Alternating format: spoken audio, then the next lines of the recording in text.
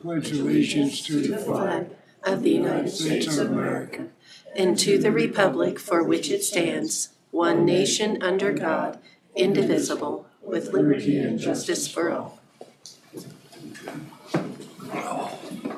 Call the Marion County Commission meeting to order. It is Tuesday, February 17, 2026.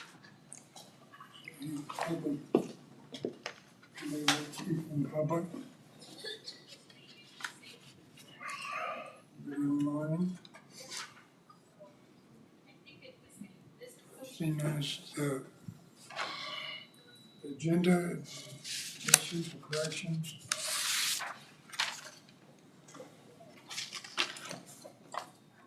I'll make a motion to approve it. So moved. All those in favor? Aye. Aye. Second. He made the motion, he took yours as a second. Okay.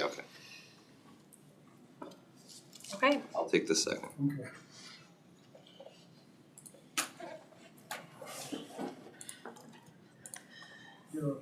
Yep.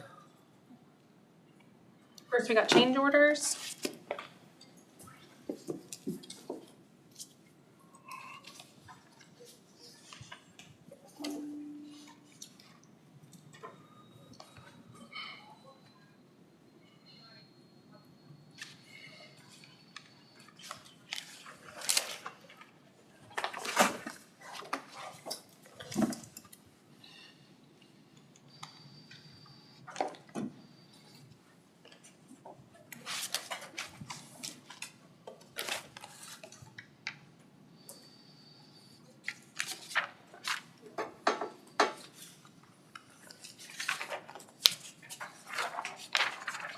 Is there going to be public comment? He asked for public comments. I'm not speaking. I just didn't hear it. Oh, he did. I totally missed it. I always want to talk. Sorry. Okay. Never mind.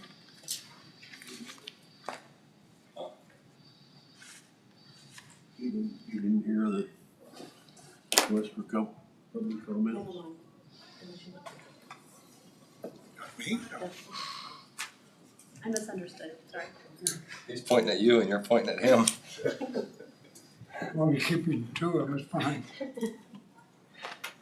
Okay, we have the minutes of February 9. Additions or corrections? Make a motion to approve. Second. All those in favor? Aye. Aye. 5-0.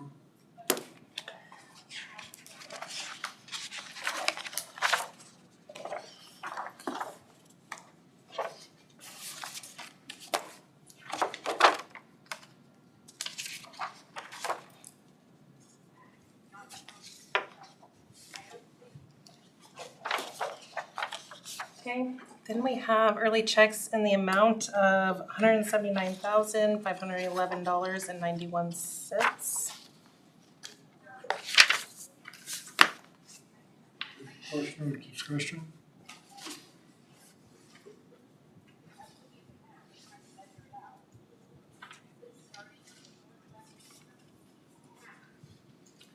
I'll make a motion to approve $179,511.91. Second. All those in favor? Aye.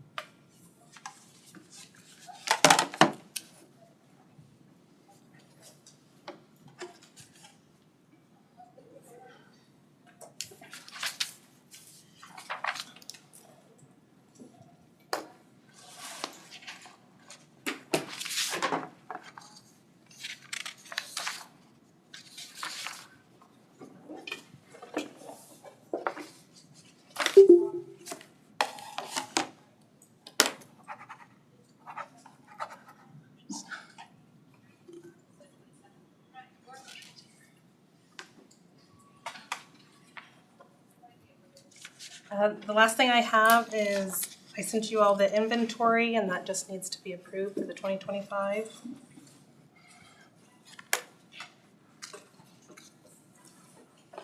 Is there any discussion on that?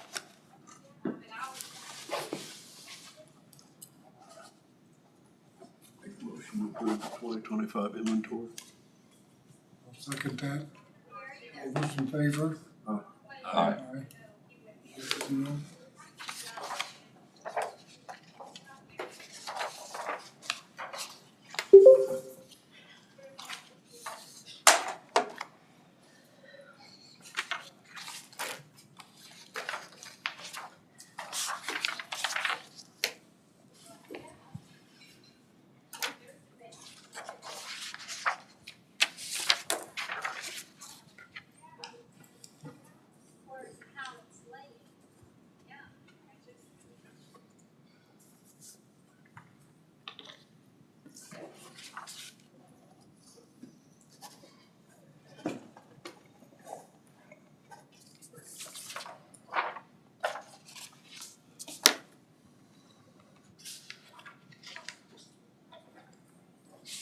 That's all I have.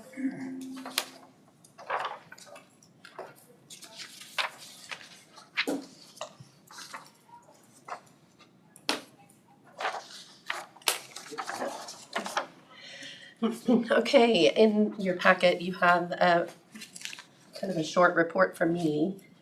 Did want to give you an update from that report. We did have the elevator maintenance done yesterday, so that's been completed. That worked out really well to be able to do that while the building was closed. Also, the tax sale, it looks like the date of the tax sale will be May 7th, and we're looking at potentially having that out at the Lake Hall. And as of right now, I believe there are 10 parcels for that.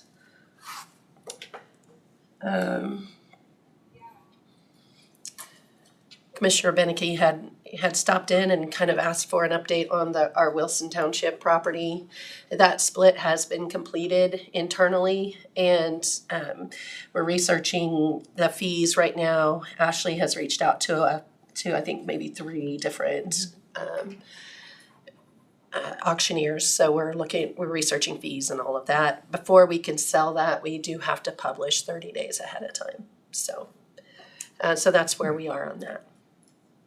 You have online auction? We're still getting information on it. I think we can do it however. Look into that. You can include online if you like.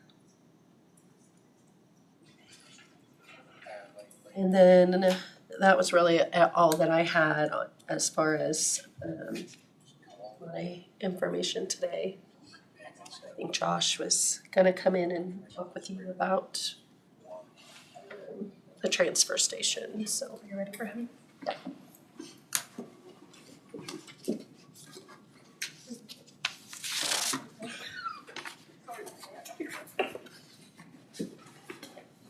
Hey Josh, we sit down. Stan was trying to buy that truck Friday. Just another option maybe. Okay. He did call me yesterday and stuff, and I think I emailed those to Tina. Yeah, so I scanned in, so Josh has looked at 2 potential possibilities for used semi-trucks, and then he also got 2 quotes for new ones. And I actually got a third one that just came in 30 minutes ago, so okay, so I did send an email with all of that info in earlier this morning, so you should have that. If you want to.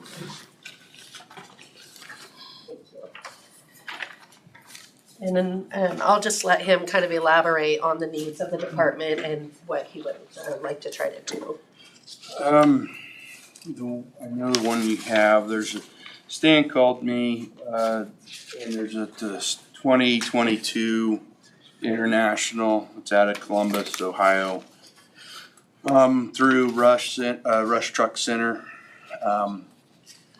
His price, he'd sell it to us 44 plus 2,500, so we're 46,500 for us, for this one up here, and is what he quoted me, wrote down in his quote. Like I said, I've done a few used ones, and there's some new ones. I would like to see, because I've heard that next year they're doing a lot of big changes of the trucks. They're getting away from the 12-volt systems, jumping to 24, 36-volt systems. So you're running into a new era on trucks, and as one of those, I'm a firm believer of not to buy something new the first 5-6 years.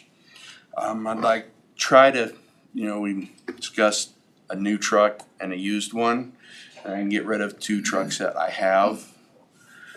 And we've been using the yellow truck as our pit truck, the Freightliner that we have.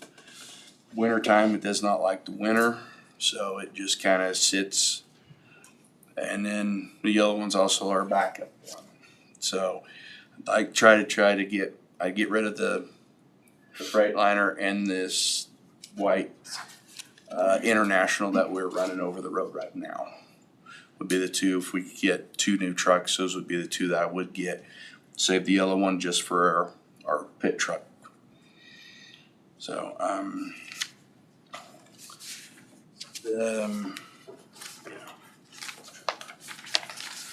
and Stan also done a 2020 out of Gulfport, Missouri or Mississippi. It'd be 58,500. Did I do that wrong?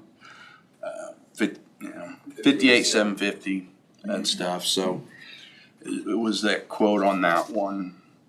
And then Mike just gave me this one, so I'd probably say 46.5 is what it would be on it. But miles wise is 330 or 323,000 versus the ones he's got that he sent me was, I think one was 235,000, and this other one from Mississippi was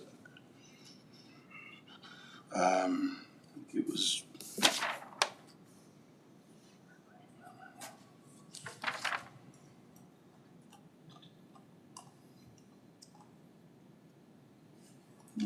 $145,000.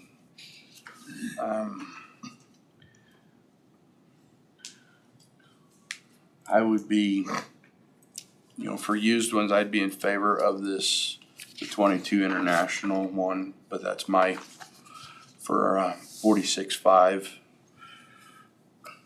Our new trucks, let's get Peterbilt up there, is they quoted 145,855 was for a new one. The International new one Stan quoted me was 139,000.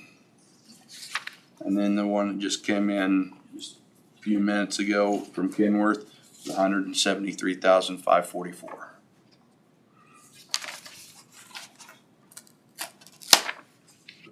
We do have budget to purchase a used one outright this year. If you go ahead and purchase a new one also, we would need to finance that through a lease purchase. But right now, the trucks that he has over there are not doing well. What about warranty on the used one?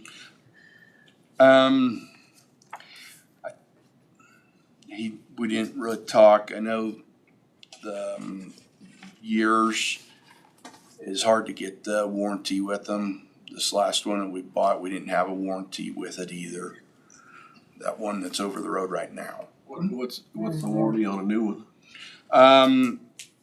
It's whatever the factory warranty is. We can, on the very front, we wrote down engine warranty was a 5-year, 200,000 we could add to for 36,330, or 5-year, 300,000 was 43,45.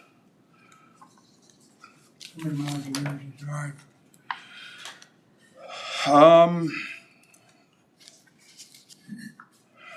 About, probably right around maybe 50 to 60,000 a year is what we put on a truck.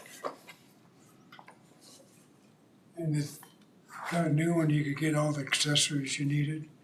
That's not on these other ones, or are they all pretty much the same? They're almost pretty much all the same, because the trucks that we've bought used before was old Manco trucks. As long as, I don't wanna go with the international motor. I'm particular to the Cummins motor, so Stan had quoted that. All these, the Kenworth and the Peterbilt, they are quoted with the Cummins, same engine and everything in it, so. So one thing to keep in mind on all of these, there would be additional expense on the used and the new to be able to, because of Yeah, the wet kit. It has to be able to be plumbed for the walking floor trailers and. What's that usually run for? I hadn't gotten into that far. I was trying to make one step, but I'm probably, I think we're 5,000 to 6,000 to add on that, because I think the last truck we bought was right around 54, then we added that wet kit on, it was right around 6,000, so. Something Stan and I discussed was that one had the flaring on the cab. Whether or not that would improve our fuel by half a mile to the gallon. We had Pay for it, so. we had the flare on the yellow truck when they first got it. It seemed to really, you knew when it really blew, if it rained, it sit up there and it swirled, and then when you come into town and stopped, all that water rushed over. I don't think it did help any much on the fuel mileage. So it's something we've discussed. Yeah.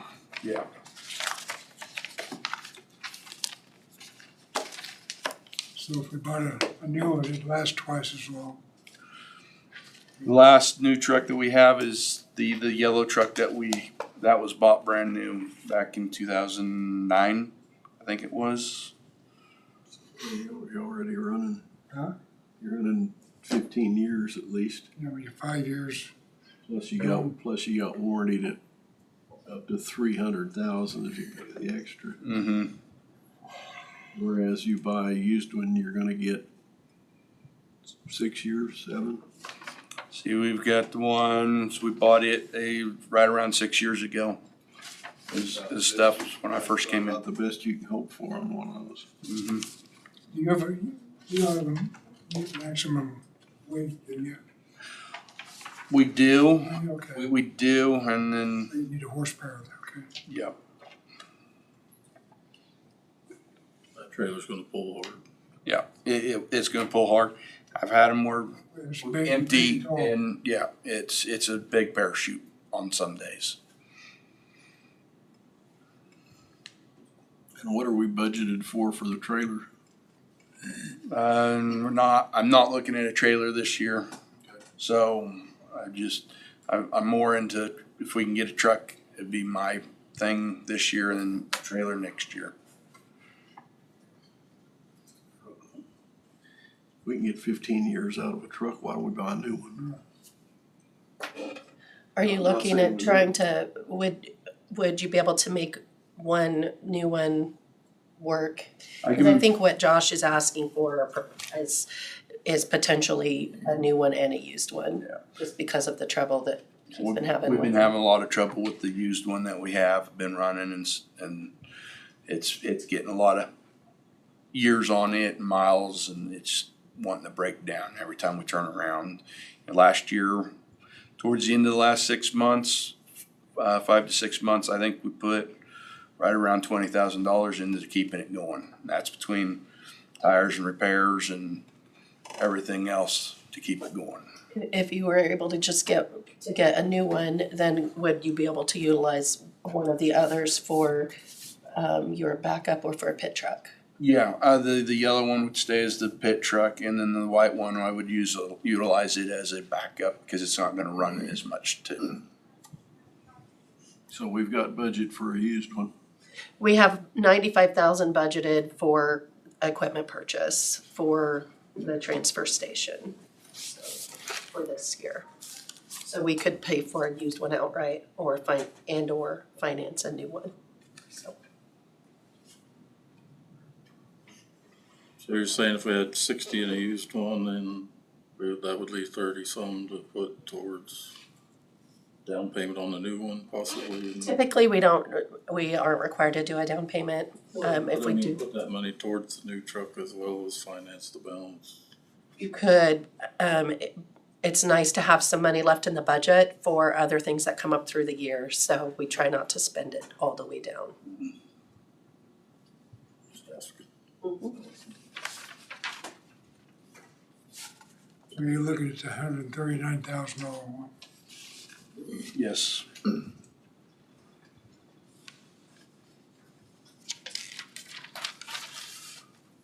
This would be a 2026, maybe? I mean, no, they're not gonna make the changes yet. Yeah, The new changes were coming. yeah, new changes would be the first of the year, he talked, so this will be the last year of the good models.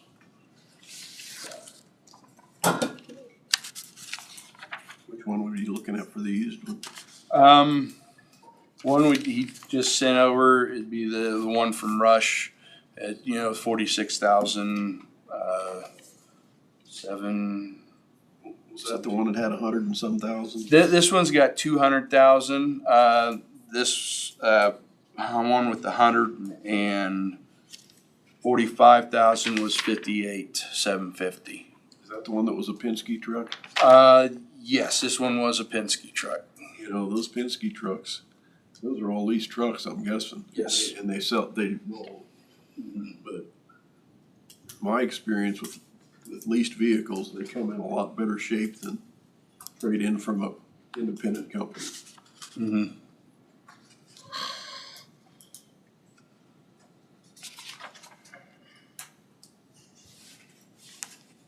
You know, unless you're just dead set against that one.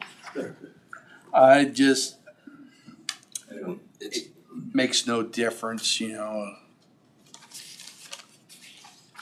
makes a difference if you get one you can use for a year or two before you have to work on it. If I can get one to kind of take place for one right now and stuff, I'd be happy with that.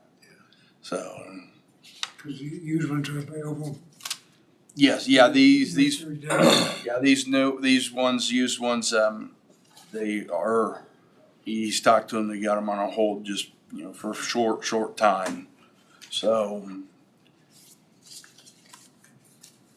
once they order it, it'd take a while and then get shipped here and then get a wet kit put on.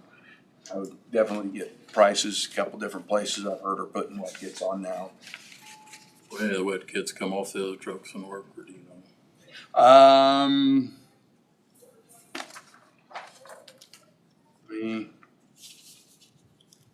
Cause the one I have is a 10-speed, these newer ones are 12 speeds and they are angled instead of a straight spine. So they wouldn't work coming off of our old equipment, putting it on the new equipment. I thought that's simple. No. So you suggest we buy the used one outright and finance a new one? If you're gonna go with two,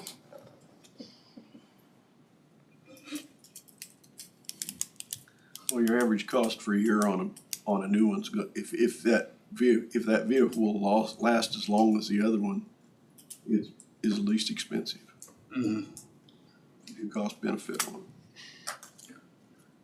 Of course, you're gonna have some interest. Mhm. You have to add in, so.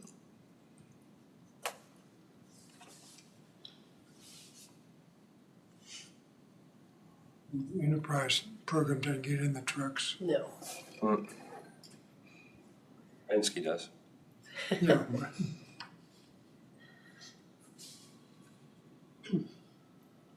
I think that the reason for the used one was primarily to get something on the road quicker. How are the other ones that you have right now? Like, are they still functional? Like, do you know how long it would take to get the new one? I think you talked about a couple weeks to get it here and then, whatever it's gonna For the take. new one? Okay. Or, for the new New one? yeah. New one, is gonna be several months for the new one. It's not built yet. No, because these are, government pricings and they don't build them until they get the, So in other words, in several months means a year. Potentially the majority of this year. That changes the scenario. Another $10,000 in repairs by that time. or more, so. Can you buy any warranty on the used ones?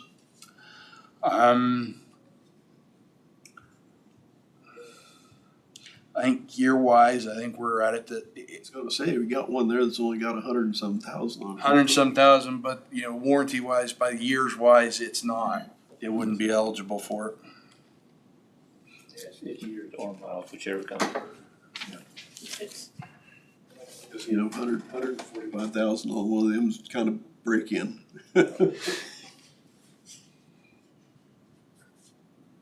If we have to buy a used one, I'd be in favor of the lowest mileage one.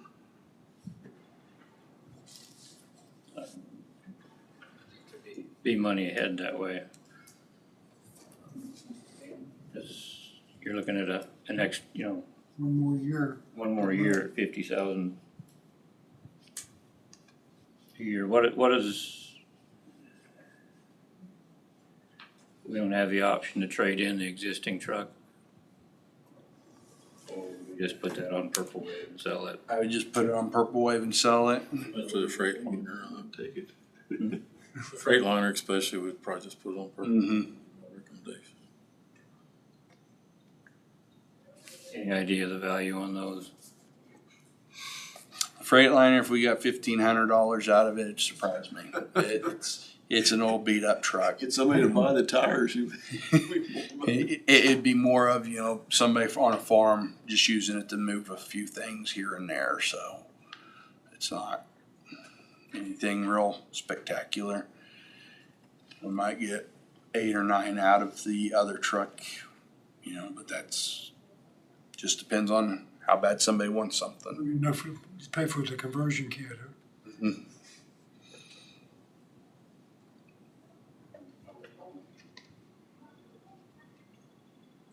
So do you need to buy 2 right away?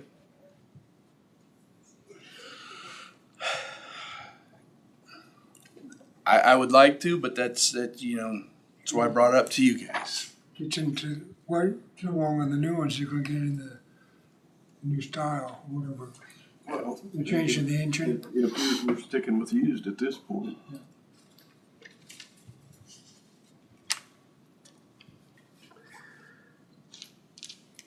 So what's the total on those 2 used ones?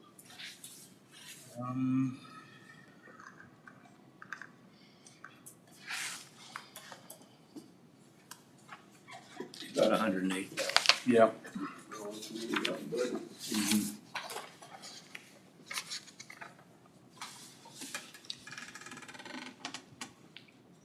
The 2020 was the only one with So the, in order to keep some money in the budget, you're still gonna have to finance one. Right, I was just saying we would have the ability to purchase one, used one outright this year. the 2020 International has the Cummins in it, right?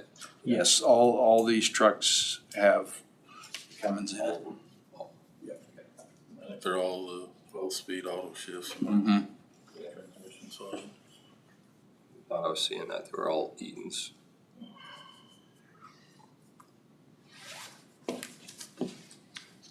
No, not all of them are Eatons.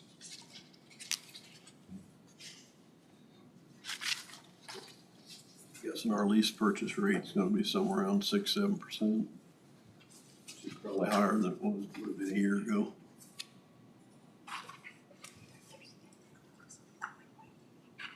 I might be fooled, but I'm just kidding.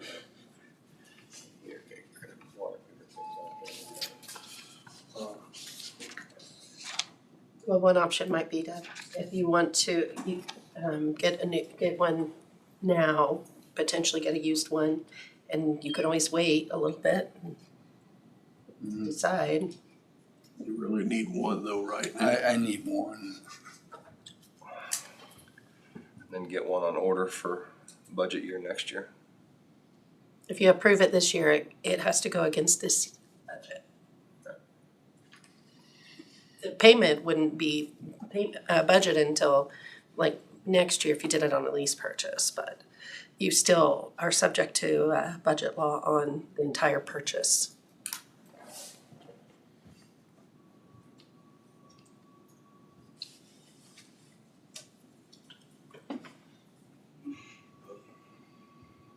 I think we need to go ahead and buy one right now to keep things operating properly. Just key one. You're talking about the one with 145,000, that's the one you would pick over the other one, or you want the one with the higher mileage? They're both pretty much the same.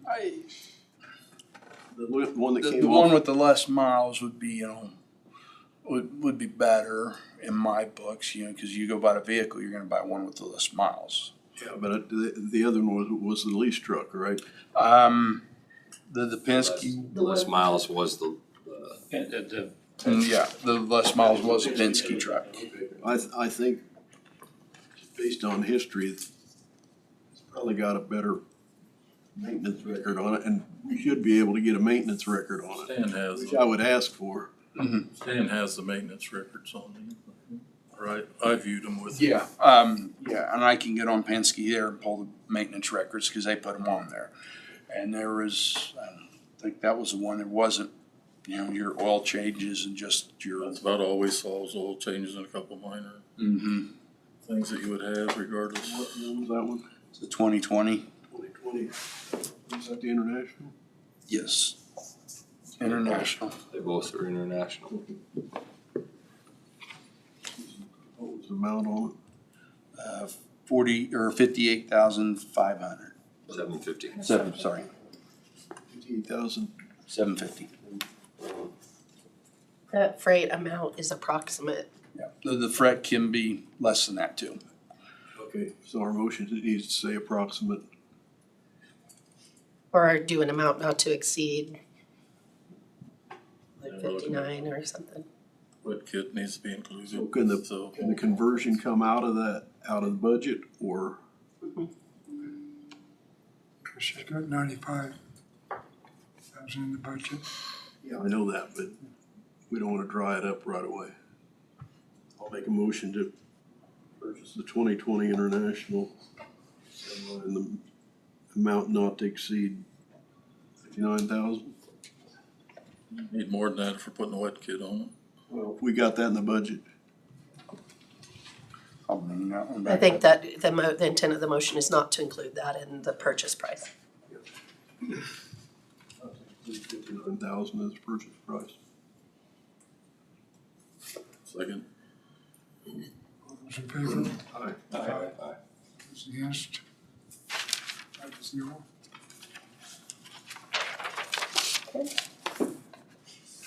I can get you started. Gets me started.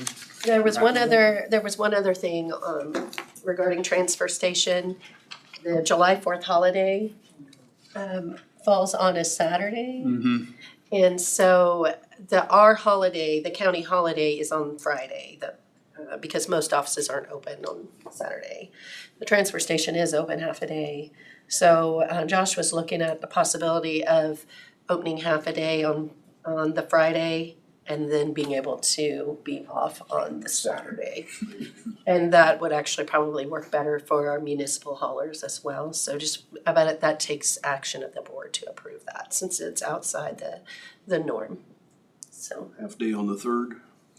Half day on the 3rd.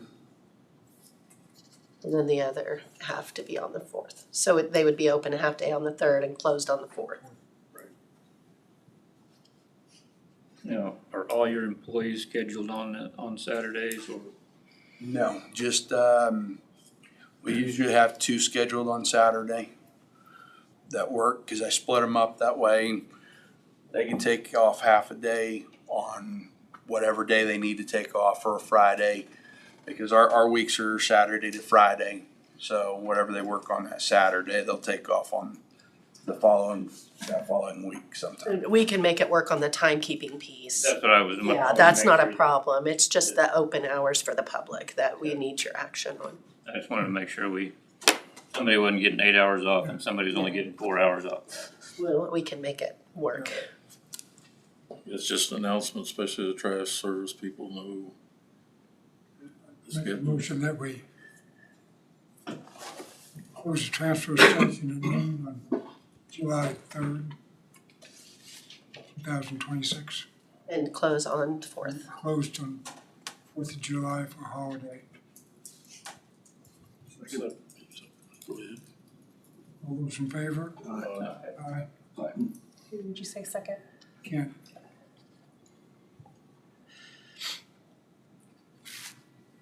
Okay. All right. Thank you.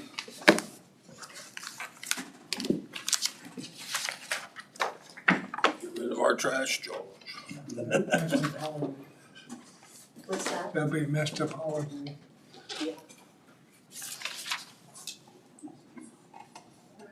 I put county counselor next because since it's Tuesday, there's a little bit shorter time frame for him to be able to be here.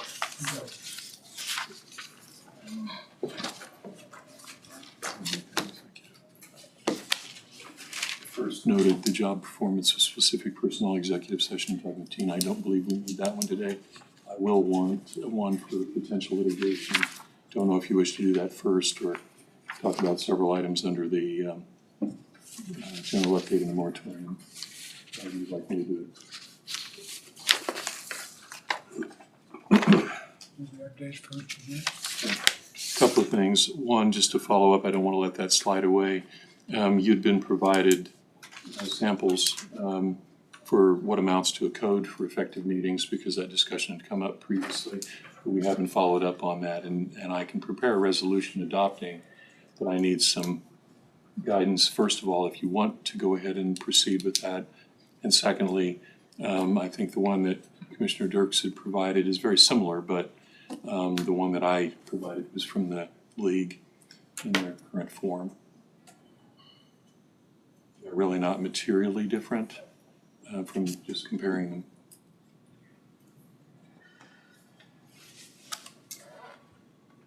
But if you'd like to have that adopted, then I'd need some instruction and I'll just prepare the resolution adopting. This is for what now? It's basically a code of procedure for effective meetings. A lot of the questions that have come up in the last several months are dealt with in that. We haven't adopted Robert's Rules, which is far more elaborate and detailed. This takes straight from things like Hoyle and Robert's Rules of Order, but does it in a more pragmatic way on the kinds of things that most governmental entities in the state run into with any regularity. I think it's a good idea to have them. Sure. If it would be helpful to put it on the agenda for our next meeting and then just go through them one by one and make sure that Yeah, I'm glad to everybody's do good that with too, all if of you them. like. I mean, we could do that if you want to, or Sounds good to me. The advantage to that is if you go through them and go, well, this doesn't quite cover everything that I had in mind, then we can add to it as we go. Or delete if there's things you're going, I don't want that in there. I just didn't want it to kind of die on the vine. It had come up and those had been handed out to you, and so several weeks.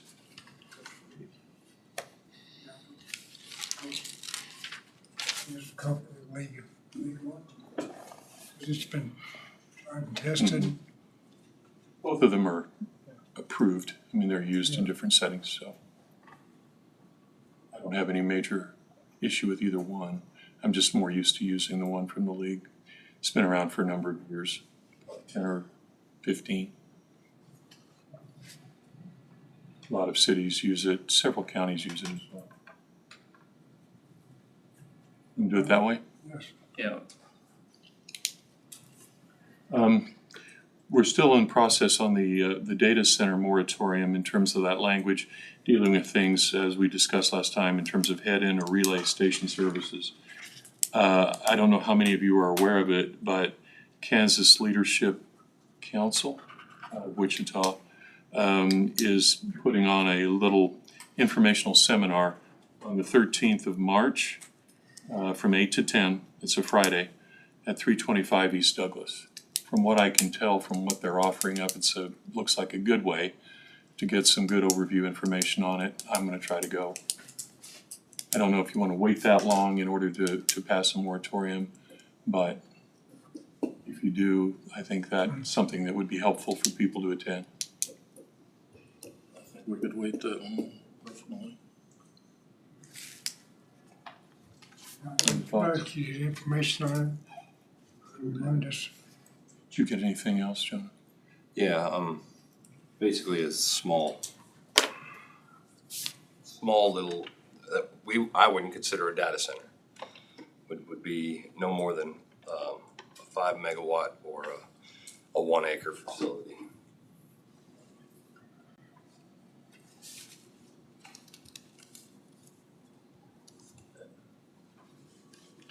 And it's always adjustable, like, as I mentioned Like last Clark time. said, most of those are in town, but Yeah. we do have a few that can be swooped up into the unintendedly.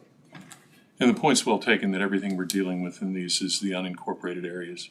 So it's not a complete ban. If the city chooses to want to put one in place, that's their option. We aren't able to, other than going and speaking to it or attempting to be discouraging in some way because we don't think it's a good idea. We don't have the ability to stop them. So,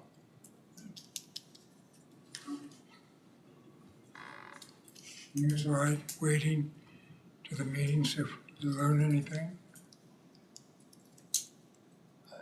Yeah, I don't think anybody's gonna build a data center this week. well, yeah, but I just figure that if we could set some parameters, like what I had just said, and then go ahead and do the moratorium, that triggers planning and zoning to start going.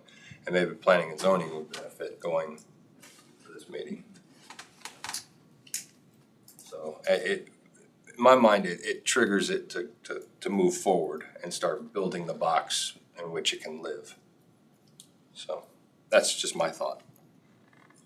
Similar to the best, which we have. Because we can always, if we put a carve out in there for small facilities like, and you're talking about like Brightspeed or Yeah. Idea Tech putting up TCT or any of those. a small facility and to transmit stuff in the county. If we leave that carve out, if in March we figure out that doesn't work, we can change it. Literally from week to week. It's not like you have any big problems making the change. I can bring it back with that in place for next week, and if that's what you want to go ahead and I think consider. that carves out enough space that we're not gonna unintended box somebody in we didn't plan on. Okay.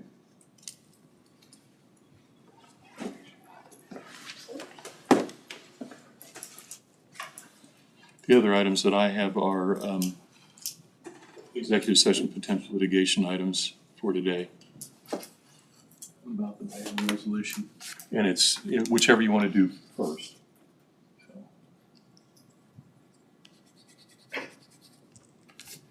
You see anything wrong with the best? I highlighted in red those couple of items. The one thing, I didn't know if you wanted to simply specify the date. The last notes I had reflected a 1-year initial point for this one. If you want to do it from the date that it's executed, for example, today, I added that as alternative language, or you can put the specific date, simply say like March 1, 2027.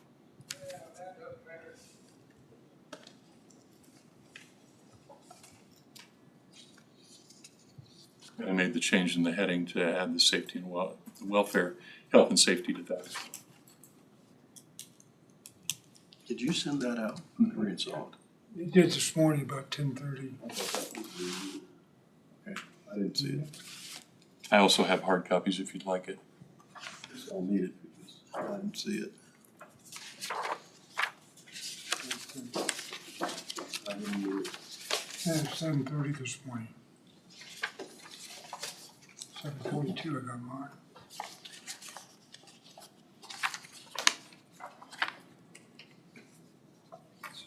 Keeps opening the same thing twice. I highlighted in red You the, get the same one. That's on the battery Twice. store, I'm talking about the ones over there. for those Oh. townships. Townships. I did not have that one today, but I can certainly do that. Okay, that was my question. I'm sorry, I misunderstood. Here's some hard copy. Talking to me different languages. You need to do that too. Best, no, I have the best one. Yeah. And for some reason, I had the blasting one started popping up again. I didn't get it, I just didn't see Every it. time I tried to open this one, the blasting one would open.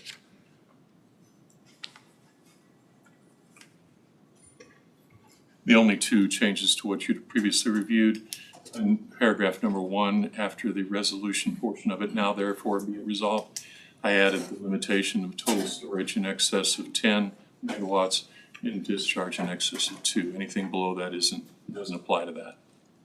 And then, as I said, whatever dates you would like for us to use, or if you want to use the date of execution.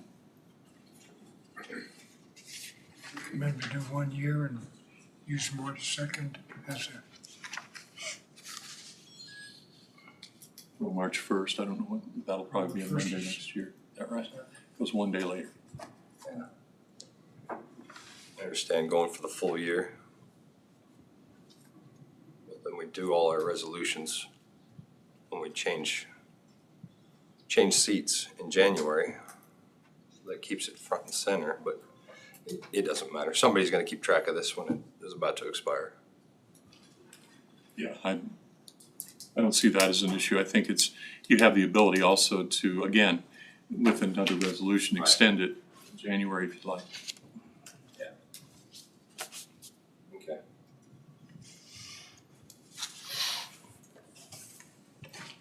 So, I think this language coincides with what was recommended. That's what we discussed last time. Commissioner Gearing had mentioned as well in terms of the discharge versus storage, so I put both in there.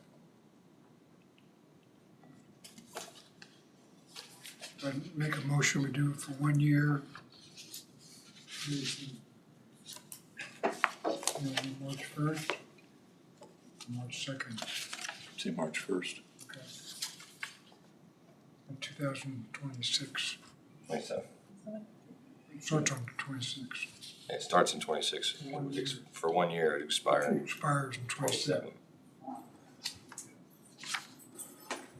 Okay, so just clarifying, you said commencing on March 2nd, that means that's the day it would start, or March, whatever. He said the first, so I was just looking at it's a weekend. I would think you'd Start is effective Yeah, immediately. it'd be effective upon passage. What we were dealing with is the date when it would expire on its own term. And the discussion last time was 1 year, so to make sure we get a full year, March 1 of 2027. Yeah. And specify it instead of 1 year from date of approval, which would be today. That'd be better. Is that your motion, Dave? Yes. A couple extra weeks. Second. All those in favor? Aye. Does you Oh, got my name right though on the one, fine. Is it still off on this one? You can make that work. Sorry. We need to do that or a name change, whichever's easier. I'm not doing a name Make change. it work. When they used to spell my last name, I just let it slide. Yeah. Yo. Okay, the rest of it is an executive for potential litigation.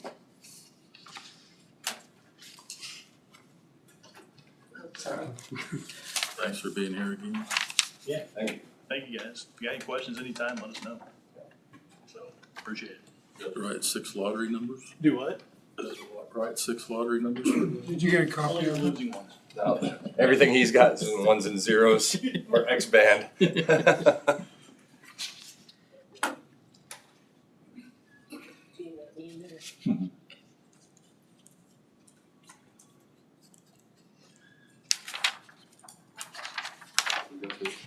Oh, I don't know. It Do you wanna handle this first? Oh, I forgot about that. Yes. Okay. That would have been for Josh too. Right. I Thank you. thought about it after you walked out the door. Thank you. But I figure you had his recommendations, so we can. Yes, so we're looking at a new, it's to recycle paint cans for the transfer station, or for the HHW. And so that was on the table today, it's a purchase request. And did everybody see it? Yeah. Okay. You know what? And so that is something that he needs to replace, and he would like to go with the least expensive through Granger. I'll make a motion to go with the recommendation by our HHW director, This is a replacement. Granger. Second. All those in favor? Aye. Sorry, just a housekeeping thing. Thank you. Somehow didn't get that on my list to talk about, so Then you laid that's these. for the aerosol can recycling system. 15 minutes.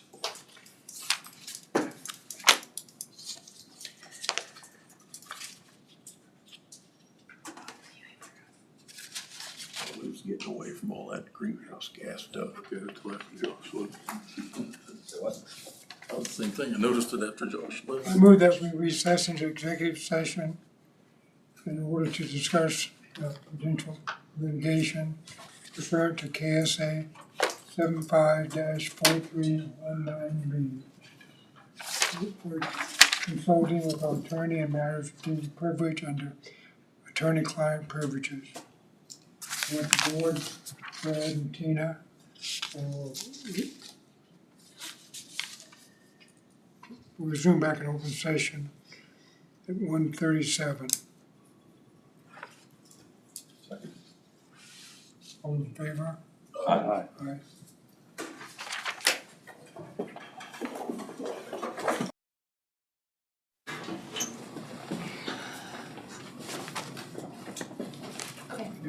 We're back in sessions, no decisions was made, we're gonna go into.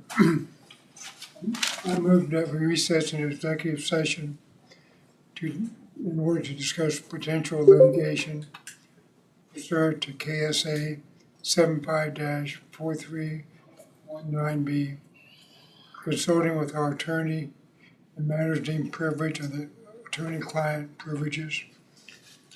The board, Brad, and Tina, until 1:50 with open session to resume back in commission chambers on the closed session.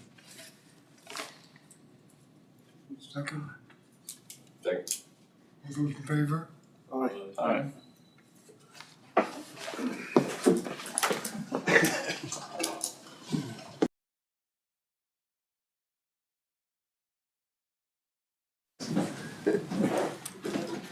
Okay, we're back in session, no decision was made. Here's the resolution for adoption. The one you acted upon, They already adopted by the resolution number. Okay, so that's the name correction too. This is for battery storage system. Yeah.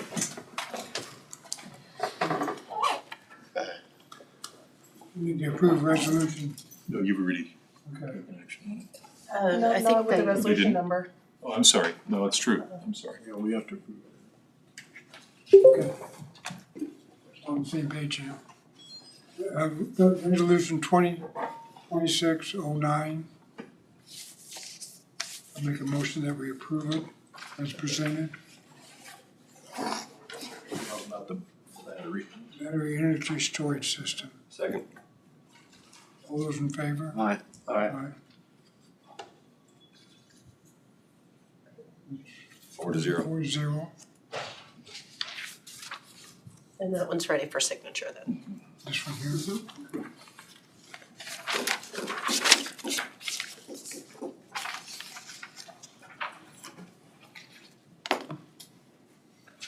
Vote, Mike. Missed the vote. See me peeing my pants? Well, kinda. You can sit in the hallway.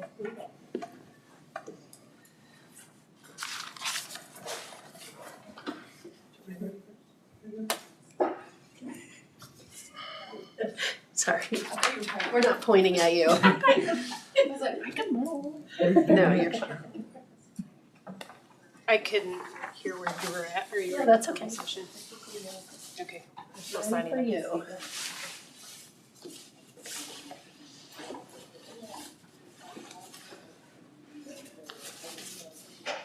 Wait for that, sorry. Guess you can only abstain. Huh? You weren't here for the vote. Okay.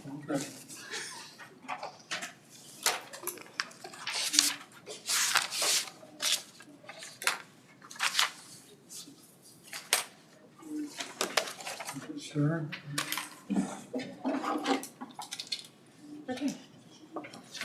The January 29th Planning Commission meeting, the Planning Commission made a recommendation regarding Article 19, specifically short-term rentals. And I believe you received the packet that has a memo dated January 29th from Russ Avey.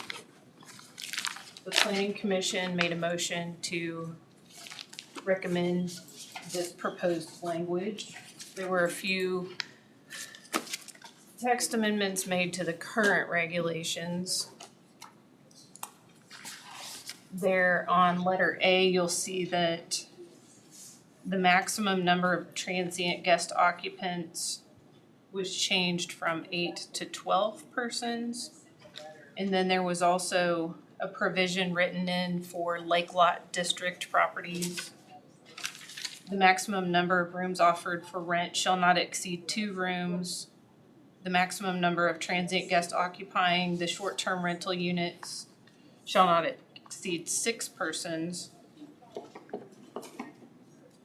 And that during its review of an application for a short-term rental, the Planning Commission may recommend occupancies greater than those stated herein, except those located in the Lake Lot, Marion County Lake Lot Residential District. If it finds the short-term rental unit provides an adequate number of rooms, or if the size of the property is sufficient to accommodate parking.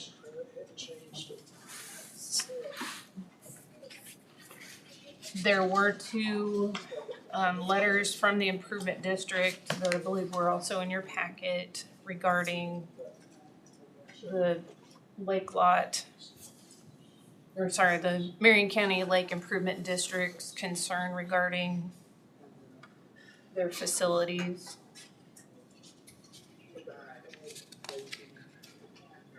That's why that additional the separate maximum for lake lot properties was put in there.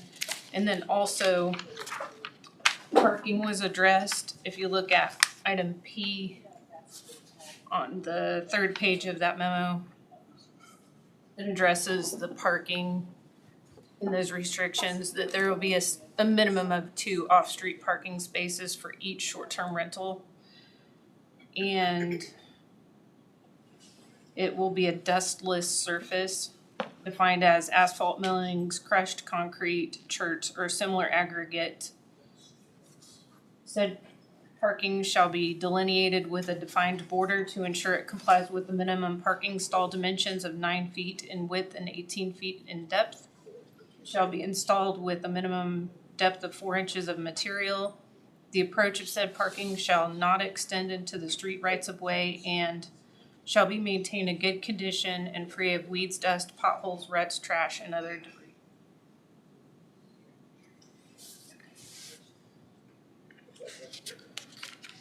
Those were the 2 main items of concern for the existing Article 19 regulations that concern short-term rentals. Any questions? I just a point of clarification, in the minutes, it was stated that existing Airbnbs out there were grandfathered in, but if you look at your staff recommendations from October 14th. The conditions, this is staff recommendations. One, the CUP be reviewed every year for compliance and the property maintain an annual registration with the county. The conditions of the annual registration are subject to change and may be updated from time to time. Cup holders will be notified prior to annual registration when conditions have changed to allow a reasonable time for them to comply. Does that mean that the existing CUPs out there have to comply with this new regulation? That's,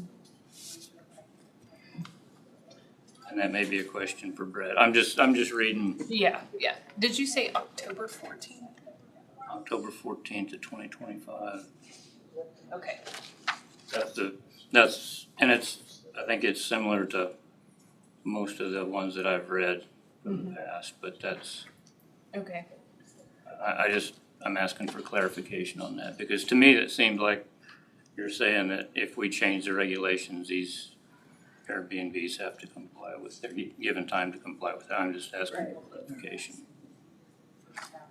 That's a good question. I'm not sure that specific item was addressed concerning grandfathered properties that already have a conditional use permit. So I guess if that's, the consensus of the board, then if that's a regulation that you feel, Well, it says it's based on the information submitted in the application and the Article 24 factors discussed above. So it's, to me, it's saying that based on our current regulations, that means that. It says, proposed text amendments are respective to new conditional use permits, not existing ones. But is that in conflict with our existing zoning regulations? Yeah. Is my question. That's the clarification I'm asking for. it's saying that we can require those existing CUP holders to update certain things as far as like health, safety, welfare factors. And it would be noted and provided to them along with that annual registration. And they would be given some time, like a reasonable amount of time to bring their property up to whatever those specifications are.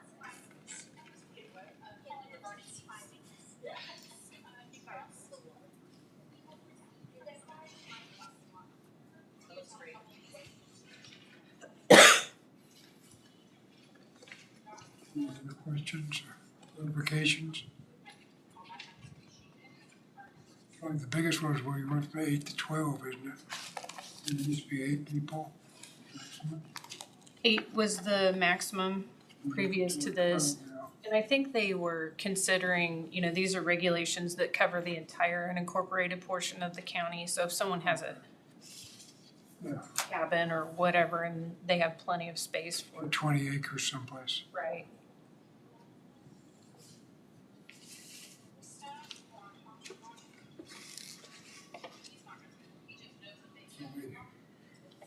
That's it, we accept the planning commission Recommendation? recommendations as presented. Don't we need to wait a week on this? Or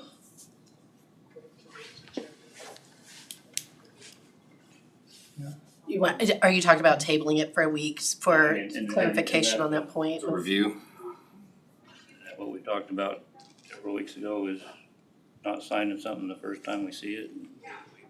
Wait a week. Okay, we'll wait a week then.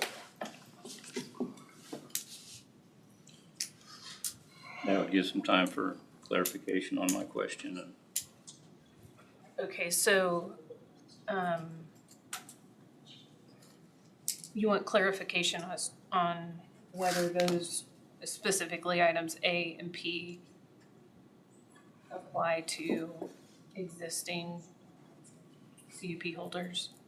correct. Okay, It should, and who would you like for me to get that clarification from?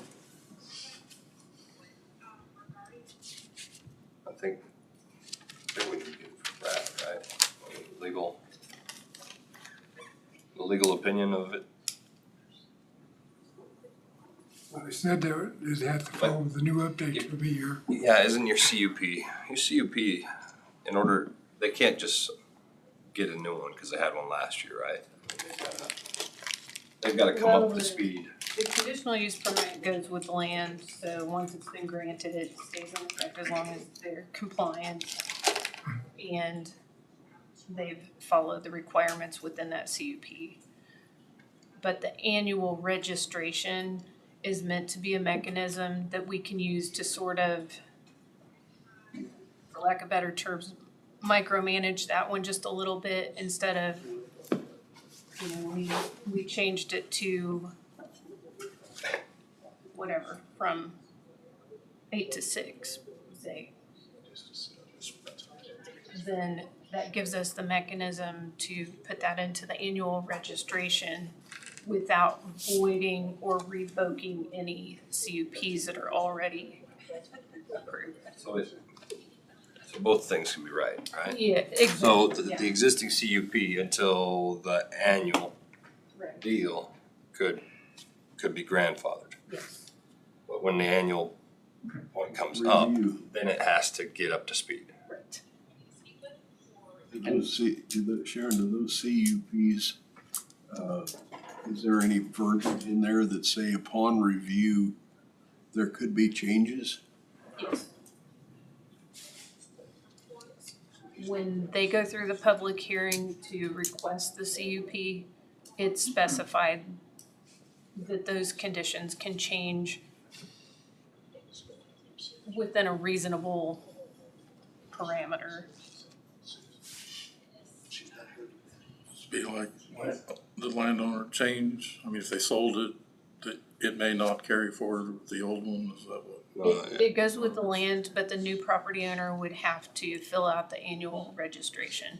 It would have to be registered to the new owner. They would have to comply with those regulations. Is there an appeal process on that? Say one CUP comes up for review and there's a number of changes and they disagree, is there some kind of appeal process on that, or how would that work? Just revoke them? So if there were, you mean if there were changes that were made that we wanted to Implement? to the existing ones and the property owner felt it was too stringent? Right. Yes, I would say there could be an appeal process that would probably be,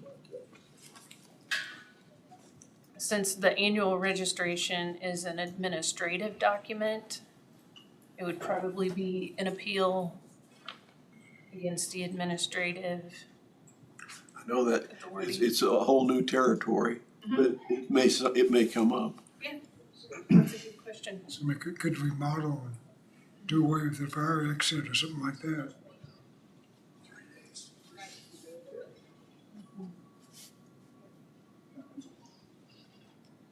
Other questions? So are you in agreement that that clarification should come from county council?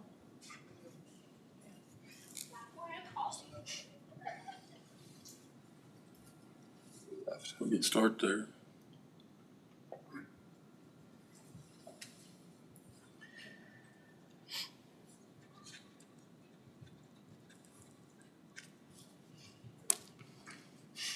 But Sharon, need permission that Brad can answer to go further. Some of the legal sort, to get that in.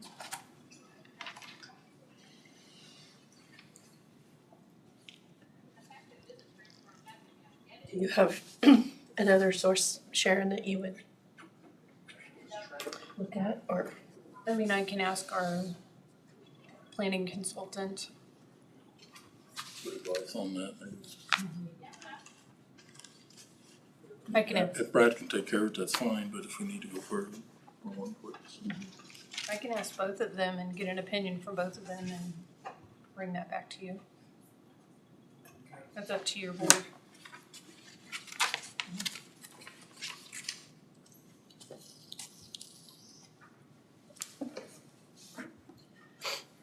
right with it now? I just wanna make sure we're, Table to next week? I think that's been the consensus. Okay. Okay. The next item I have is text amendments to Article 27, wind energy conversion systems. Sorry, let me get to the right page here.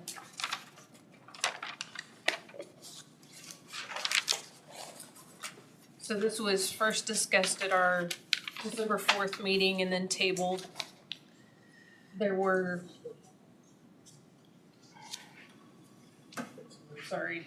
there was a motion made at that December 4th meeting to keep some of the changes in text that they had discussed at that meeting and table it to discuss another portion, specifically the setbacks within that document. They wanted to do some more research and get another memo on what those setbacks would look like on a map. So that information was brought back to the January 29th meeting and discussed. And those, the planning commission made a recommendation to approve all of those text amendments that were made at the December 4th and the January 29th meeting. So the document dated February 26th, working draft. Okay. That is what the planning commission is recommending for approval. I think it was right before the public comments. Yeah, there you go. So from the December 4th meeting, the edits were incorporated into that January working document.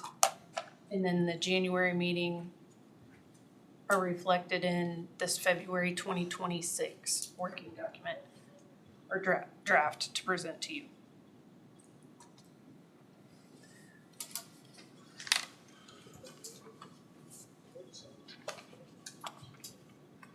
And we can go through this if you've had time to look at it, if you wanna go through these things.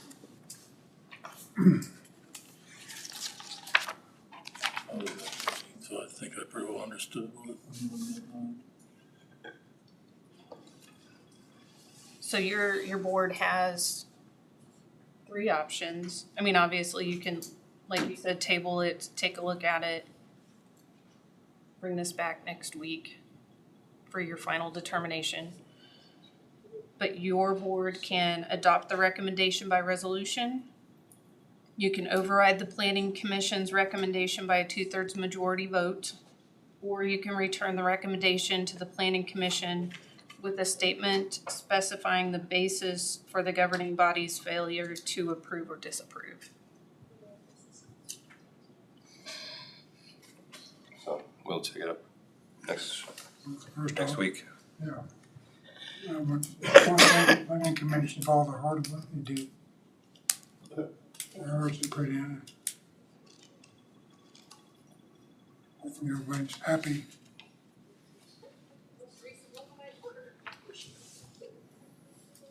Except for the future.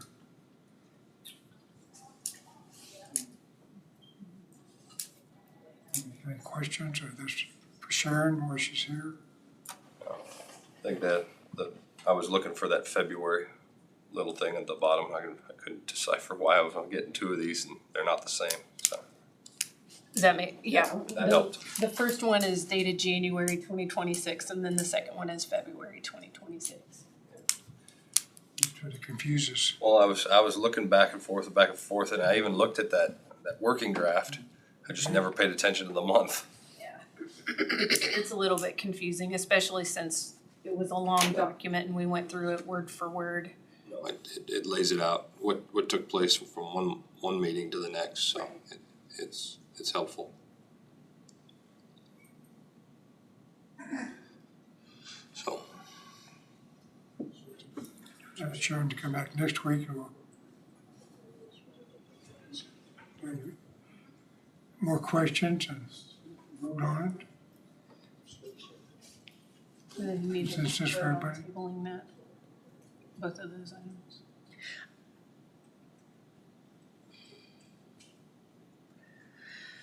It wouldn't hurt for you all to go ahead and just vote to table both of those until the next meeting. So moved. I'll second that. All in favor? Aye. Against? 5-0.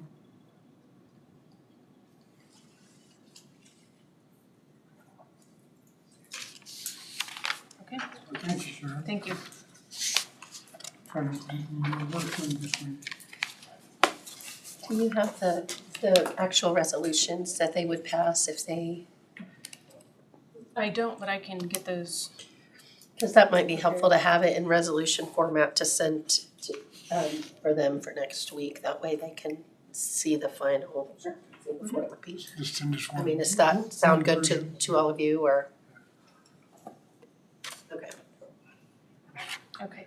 Yep, and those resolutions at this point would look like that text amendment as you see it on those, I guess, final drafts.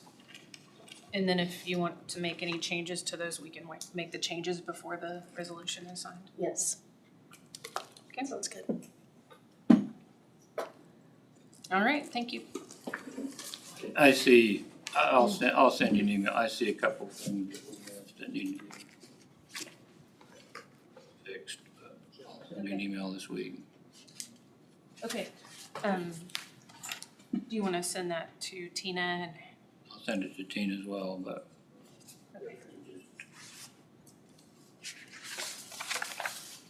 There's time to talk about it now if you. if I can find it again. In that February 26th document. On the screen, item number 12. Under which?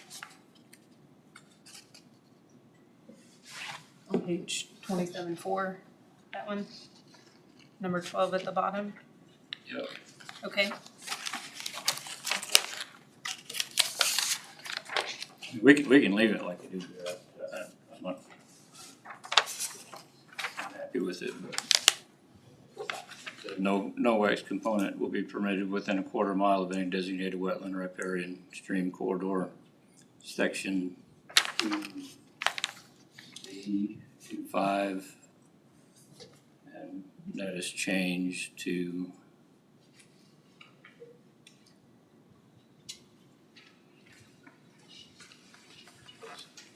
G at 550 feet.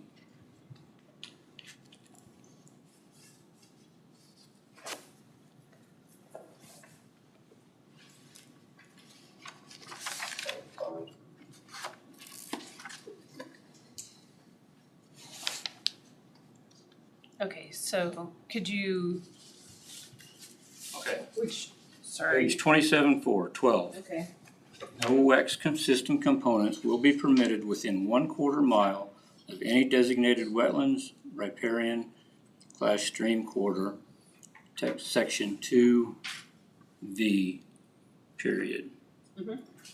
Section 2V is now section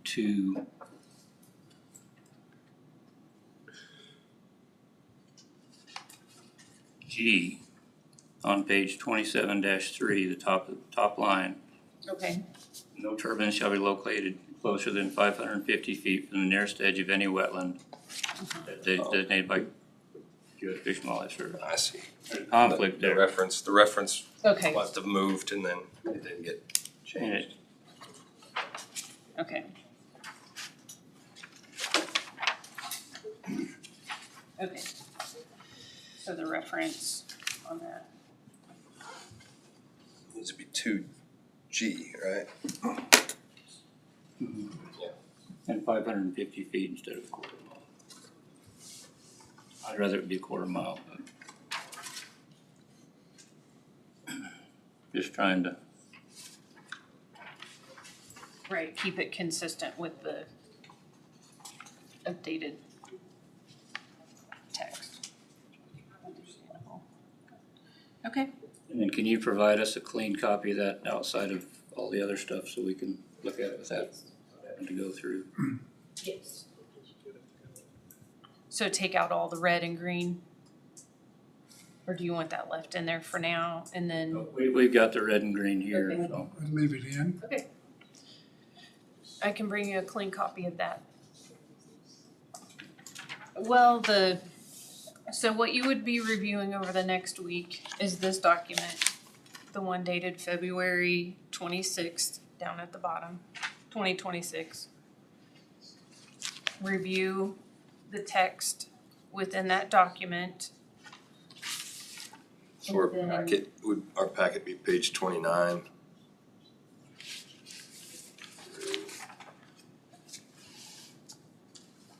But I would bring back to you a clean copy of this document, so it will take out all the red lettering and the green.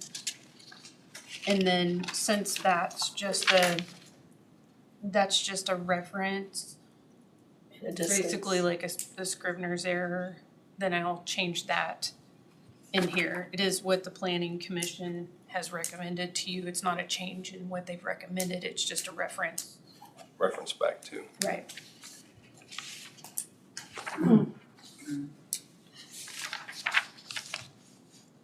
There is no V. Okay. I said there is no V. So, Anything else?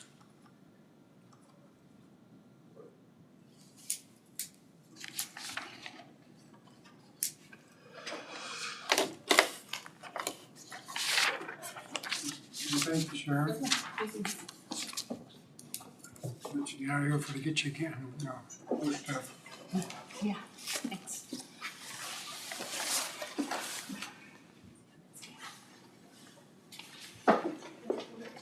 Family and community stuff. you're up.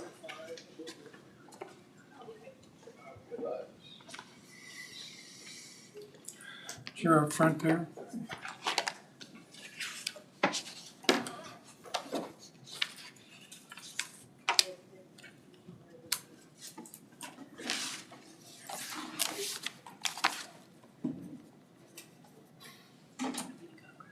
Are you ready for me to go ahead and Yep. start? Okay, Anytime. okay. For those of you who don't know, I'm Terry Biebermeyer from Families and Communities Together. I'm the executive director. I'm gonna give you, each of you a couple of handouts here, just so you can refer to.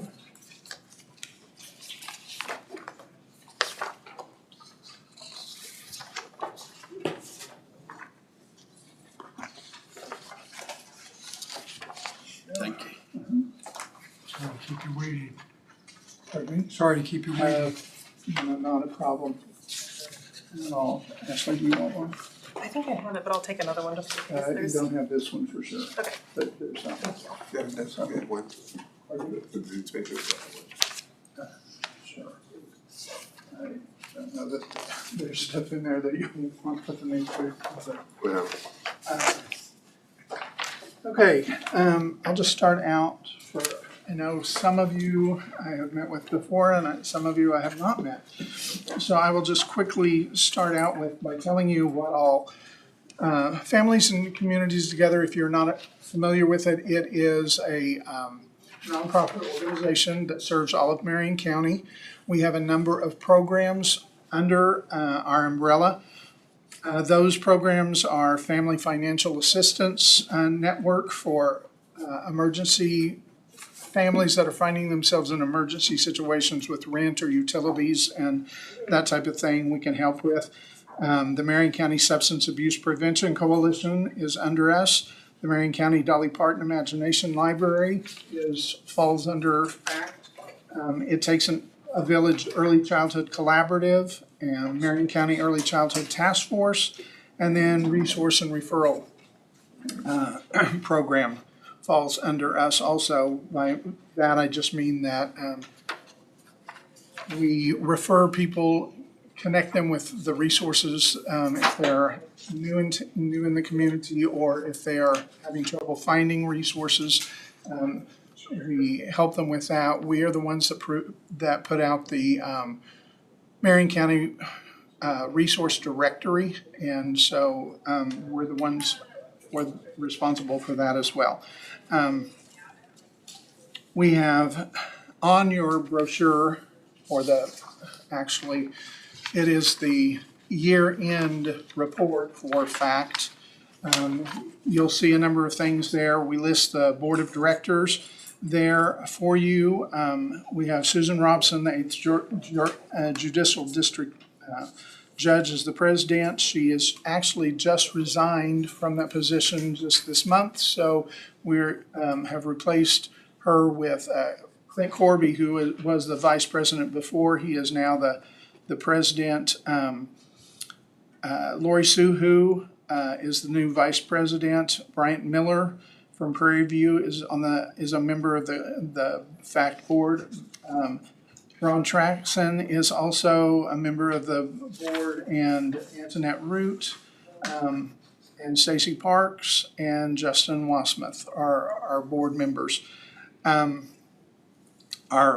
If you will also see in there, we have received a number of grants throughout this year. The grants that we currently have are $250,000 from Hillsborough Community Foundation for the Family Financial Assistance Program. We have also, for that same program, $1,000 from Peabody Community Foundation. We have $1,500 from Gossel Community Foundation for the Marion County Dolly Parton Imagination Library. We have $1,500 from the Central Kansas Communities Foundations, yes, Kids Fund grant for our Too Good for Drugs education program in the schools. We have $125,000 from the CDC Drug-Free Communities grants for our Substance Abuse Prevention Coalition, and $750 for our community, also for our SAPSI program from the Communities Talk to Prevent Alcohol, and another $50,000 also from Partners for Success Young Adults Prevention Grant Program. This is dealing more with college age, which is new, focusing on college age, whether it be college or students anywhere from 18 to 22 or 25 years of age. And they finished up earlier this year with a grant for the early childhood block, with an early childhood block grant, $198,000 for the It Takes a Village Early Childhood Prevention.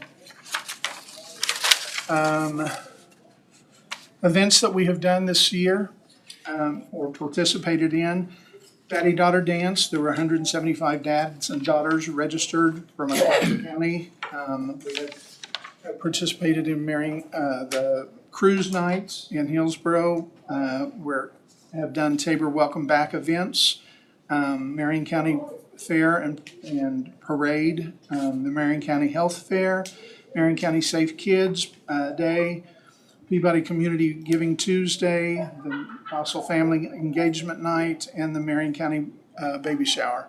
We've done all of those, plus more. Some of the different committees that I'm on throughout the county: and Marion County Health and Wellness Coalition, the Kansas Prevention Collaborative State Conference Planning Committee, Kansas State Advocacy Day Planning Committee, the Marion County Early Childhood Task Force, and the Community Anti-Drug Coalitions of America's Kansas State Meeting Direction. Okay. Do you have any questions about? I will report more also about our actual SAPSI or Substance Abuse Prevention Coalition, but if you have any questions about actual FACT or Families and Communities Together, I would be happy to answer those if I can.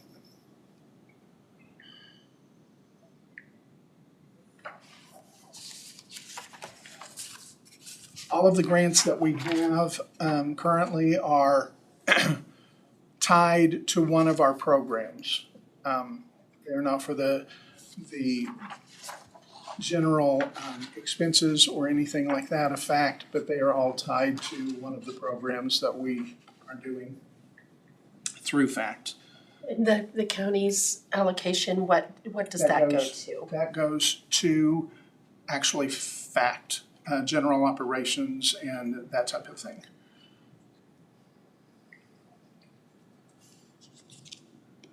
Okay, there are Question. How many years has it been in existence? It started out as what, communities and schools? It did start out as community and schools back in 1999. And then in 2010, from what I understand, at that point, it switched over to families and communities together. I'm not sure what the reason for all of that was. Before that, SAPSI also was in existence, but it was under a different title. And then about the same time as switching over to families and communities together, that organization that was known previously became Marion County Substance Abuse Prevention Coalition.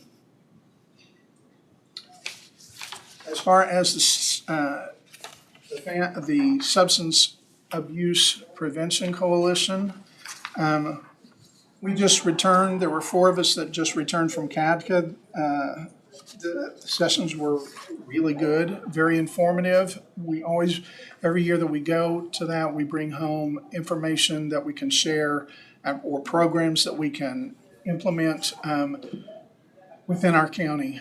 Some of those, such as Teen Intervene, we learned about it. Teen Intervene is a program that we have within all 5 of our Marion County high schools. It is a prevention / intervention for students that are found with struggling with substance misuse. We refer them to the counseling program, the Teen Intervene, and they receive counseling sessions and along with their parents as well. So that helps. We also have Too Good for Drugs. We've learned about it there. We have it in all 5 of our schools again with 5th and 7th grades.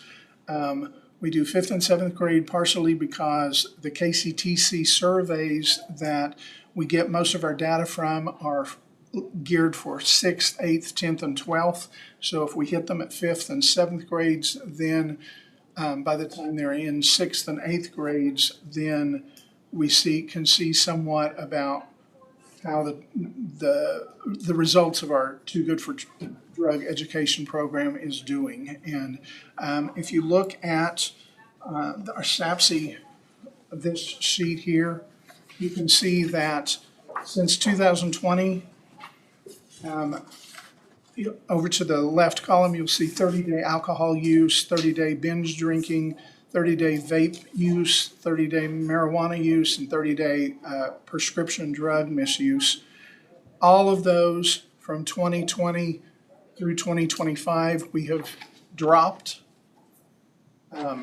in percentage, which is a great thing. The only one that we have not in between 2024 and 2025 on the 30-day alcohol use, there was a jump from 3.0 to 3.7, which is in comparison to the state average, it's still almost 50% below them. But that is the only one that we have not consistently, or the only one that did not drop even in 2025.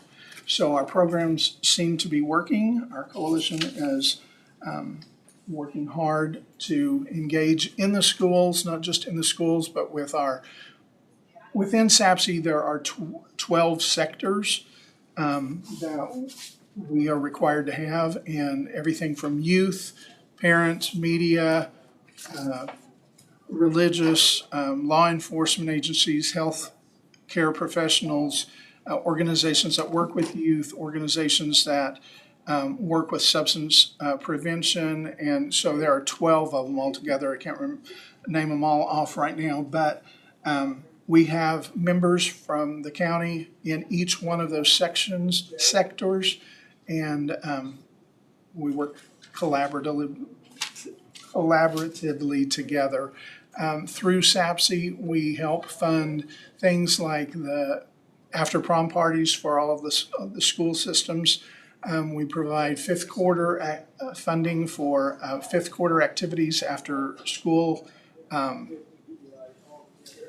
Well, depends on the community. Some do them after their ball games, whether it be football games or basketball games. Some of them do as community events, such as like with Peabody, they do theirs in conjunction with the Hub youth organization. So it depends on the different school districts, how they do that. But we help provide funding for that through our grants. We also provide the funding for all of the education programs that I've talked about. Also, for the different schools, we provide, we work with the youth programs in church, the church youth programs that throughout the county, and get them involved as well. We also are in the process of, with our Drug-Free Communities grant, we're in the process right now of working, this is Amelia Brugum. She also works with our SAPSI. She is the program director. And we are in the process right now of working on our annual progress report for the CDC to report what on our action plan and the things that we have accomplished throughout this past year. As part of the state and federal concern about the correlation between substance and mental health risks of harms, we have we've linked those to our Every Choice Matters theme. You'll see that on our paper here. Every Choice Matters. We use that across the board for our county with the social media posts that we do, with the banners that we do across in the different various schools, all the different events that we host throughout the county. We use that as our theme because it's not just actually choices that you make as far as drugs, but every choice that you make in life across the board matters. And so we use that, but we also have begun implementing that in the I Matter Mental. We are in the process of developing a mental health wellness space at Tabor College for students that are struggling with, it's kind of a case in which substance abuse and mental health go hand in hand. It's kind of like which comes first, the chicken or the egg? Do young people with mental health issues, is it because of that they go to substance abuse and misuse, or is it the substance misuse that causes them to have mental health issues? And so they're co-occurring, and more research shows all the time that they go hand in hand. And so if we're helping one thing, we're helping the other. And so that's one of the things that we also, with some of our grant money, are working with now with college students to help with mental health, because in our research, or sorry, not research, but our data reports that we're getting from the state, mental health is rising. Mental health issues. More and more students, young people, are not only considering suicide, but are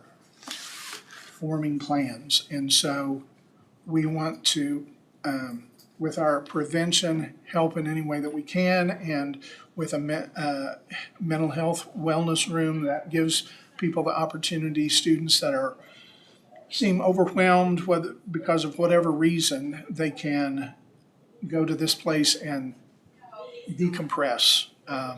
just give them a mental break to help them in whatever situation they're in. And so that's one of the things that we've been doing. Also, additionally, I talked about the Too Good for Drugs program. It's in full swing in all 5 of our school districts. We have countywide town hall meetings. Our last one was Can't Look Away in October. If you were there, you saw the film, the nationwide well-known film, Can't Look Away, that it deals with the issues that social media moguls are and the pressures that they are putting on young people, even children, through social media on Facebook, Instagram, Snapchat, etc. And through those, the algorithms and things can see what people are looking at, and especially young people. And so there have been a lot of suicides that have been, students have been talked into suicide on those, drug abuse, buying substances that, and we've talked about that before, fentanyl that is laced, or the pills that they think are harmless but are laced with fentanyl, and dying from that. So we had one of the mothers of one of the boys who died as a result of this, and she's been in lawsuits, involved with lawsuits nationwide against the Snapchat, Facebook, Meta, TikTok, all of those. And she came and talked and talked with our parents, warning them about the dangers of all of that and stuff. And there's many more programs and events that we are in the process of. We'd love to have one of you commissioners join our SAPSI coalition. We currently do not have the commission. We have one of the sectors is state government organizations and leadership. And so we'd love to have one of you on there. If you would be interested in that, please contact me. And other than that, what questions do you have? I've talked for a long time, but I thought it was interesting you brought up the mental health side, that you can bring kids in to decompress, but it's mostly in regards to substance abuse. But then you're talking about the online abuse that goes on. And right now, we have schools in this county that will ban kids' cell phones. Others just won't even go there.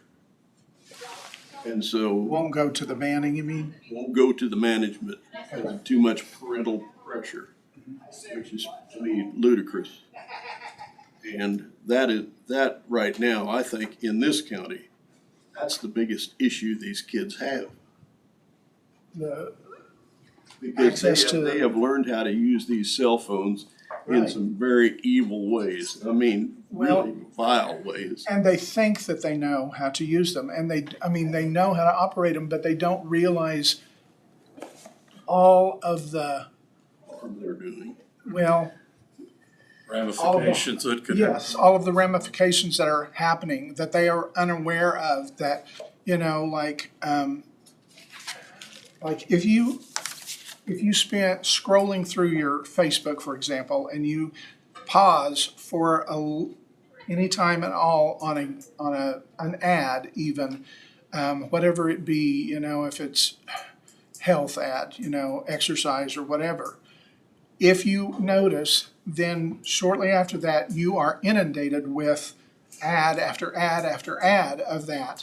And that's the way it is with the drug stuff or the mental health, the suicide type things, in this video, I don't want to take up too much time, and I'm sorry but in the video that we showed, they talked about an example of this one student who was online chatting in a chat room and they thought they were talking to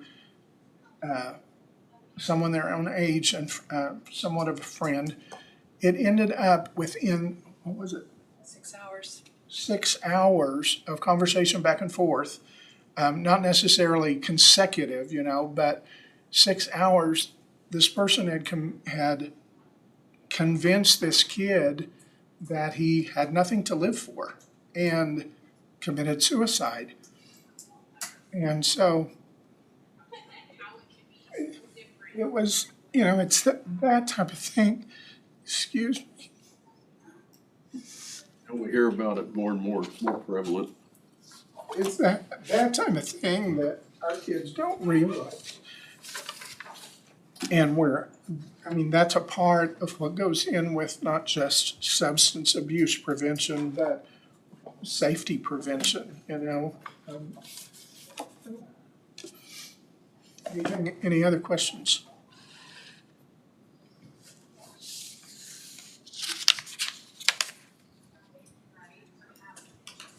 I think you've had actually a long run of pretty good success, so we certainly want to support that.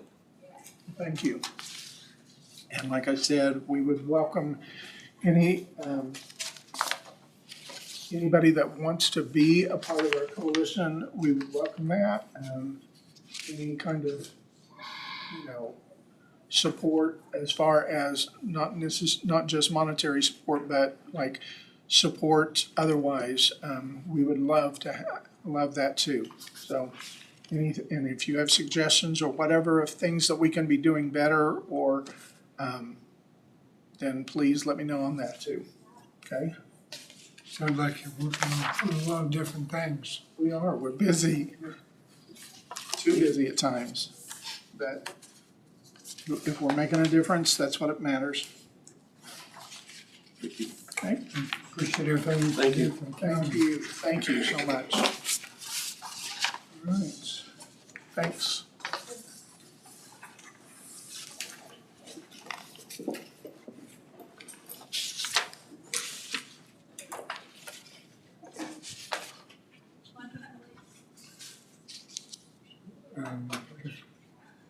Any for commissioner's comment? Anything else? Do we need to do anything about the allocation? I would make a motion that we go ahead and do a normal $6,000 allocation to fact for 2026. Second. All those in favor? Aye.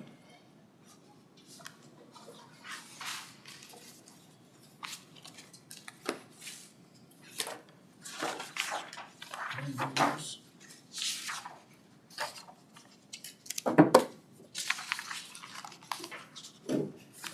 Any comments?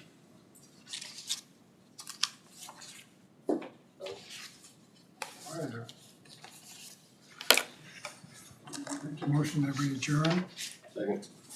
All those in favor? Aye. I